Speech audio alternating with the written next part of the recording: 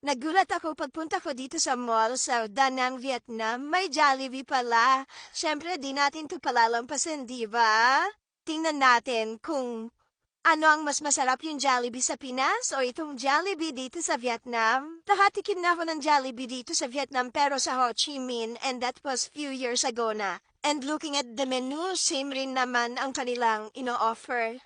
I decided to buy 2-piece chicken, large fries, at saka large Coke. Una nating tikman itong fries kung masarap ba.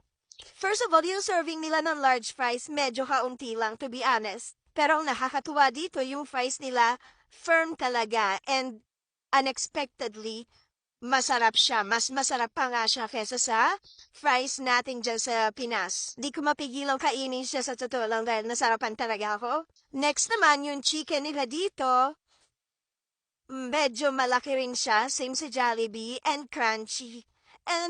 And hindi gaanon kaalat katulad ng Jollibee dyan sa Pinas. So masarap din naman siya in fairness. And amoy Jollibee pa rin siya ha. Hindi katulad sa ibang bansa na natikman kong Jollibee. And same dito sa Jollibee sa Pinas, mainit-init pa talaga siya. So masarap talaga siyang kainin in fairness. And finally, tikman naman natin yung kanilang Coke. First of all, napansin ko, large tong Coke na binili ko pero parang medium size lang siya dito sa atin. But the taste is the same naman.